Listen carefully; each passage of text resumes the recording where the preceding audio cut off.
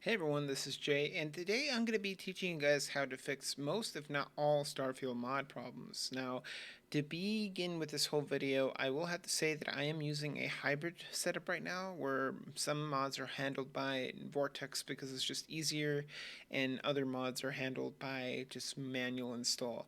So if you guys have been trying to get Starfield to work and it's just not working, I have the guide here and it's going to go through everything that it could possibly go through as far as like popular mods and going from there and what you need to do. So I wasn't explained this until I actually talked to an expert who was doing it for 20 years. Big shout outs to him. He taught me a lot of stuff, and I've been doing it now for ever since the game has been released in actual access. I've been doing it since early access. So let's get into it. So say I want to download this cosmetic mod, right? So what we're going to want to do here is read the instructions. So extract into the data folder. So extract the data folder into my documents folder. Okay. So you will need this, but that's not, I don't know why it's telling me to do it there, but so basically what you're going to want to do is you're going to want to do file manual download for this one. Once it's downloaded,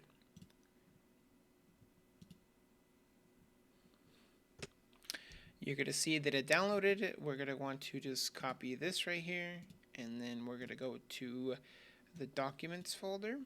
So if you guys don't know how to get there, it's really easy. All you guys have to do is go to documents, my game, and then Starfield, right? So what we're going to just do is paste it here, and then when you do that, you should see that there's textures, clothes, outfit, Sarah, okay?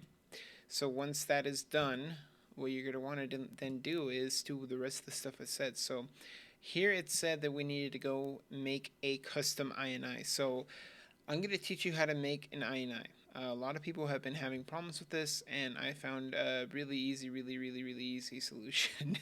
So what you're going to want to do is do new text document. We're just going to do this. It's not going to be the INI because we already have this. This is only for demonstration purposes. We're going to call it SSS or just S, I don't know, dot INI.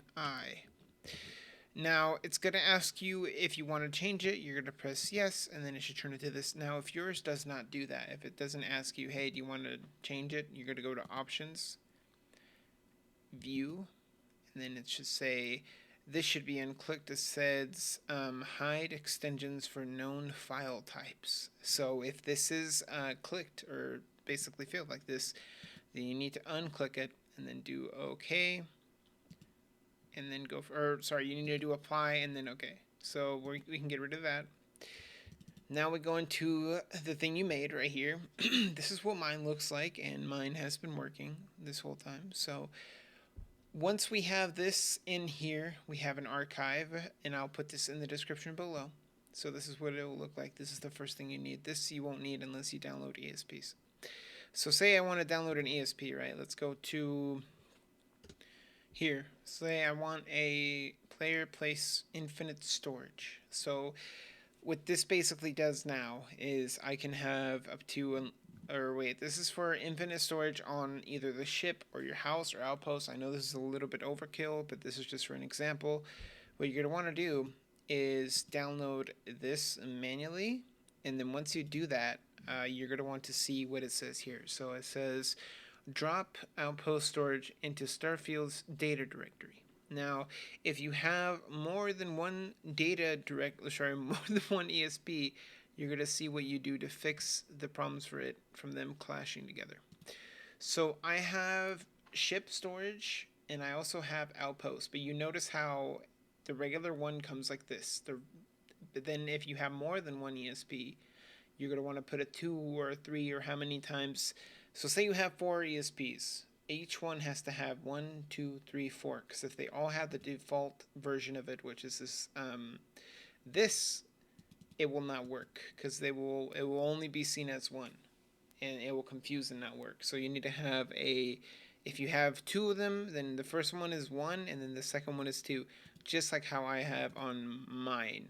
And then you do have to have this Starfield Custom.ini file. It's very important. And then as you can see here, it's saying to put it under general. This is what I'm doing right now, and it is working. So when you download it, all you're going to want to do is put it under your Starfield root directory. So how that works is you put it into, let me see 1 second.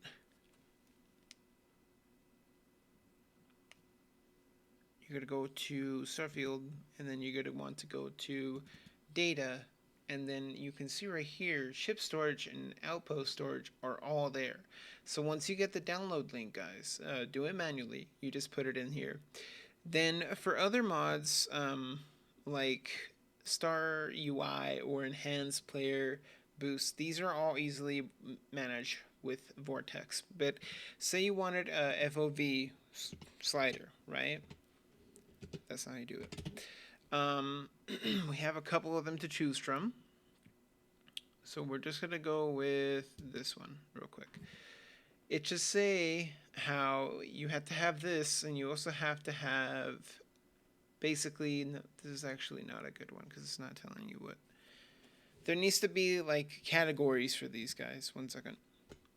So say I wanted to download this one, right? Field of view, FOE, INI tweak. So for most of these, if not all of these guys, you're going to need to put them into little brackets. So if I download this one, it is changing the display and camera, and I would have to put these into this. So you would have to put it into the little categories that it goes to.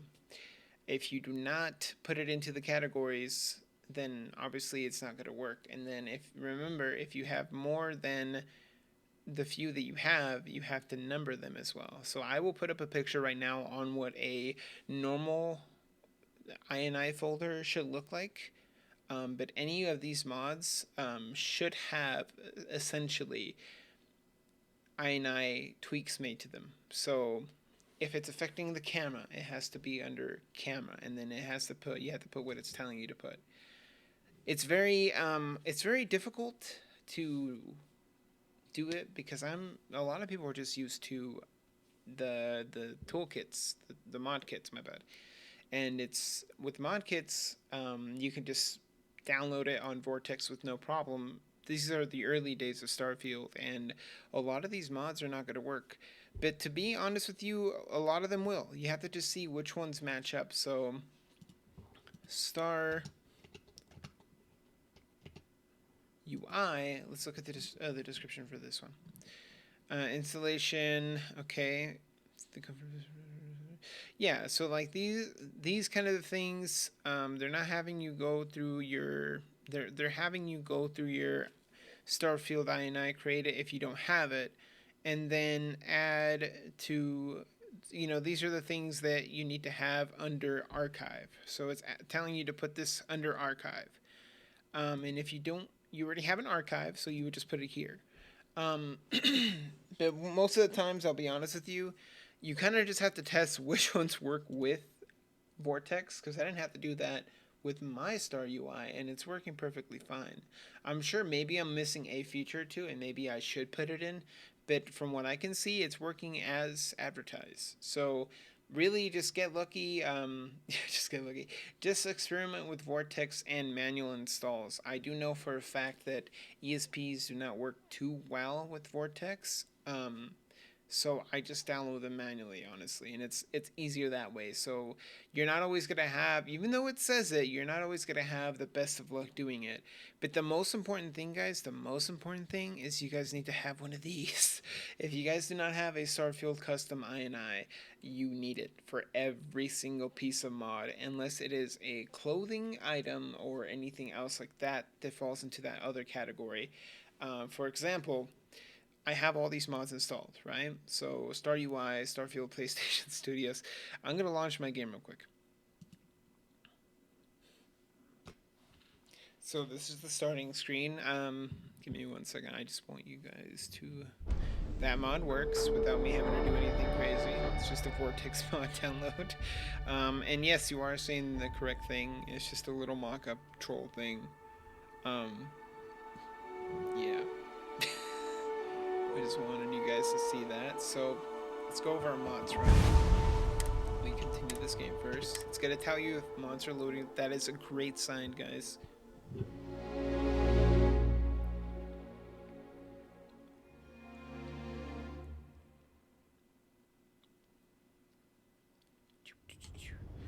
Okay, so the first mod we can look at right away is the ship inventory mod. So if I go into my tab, go to ship, you can see that this that the ship inventory, basically unlimited inventory, is working, right? So the second one we can do right off the bat as well is the star UI.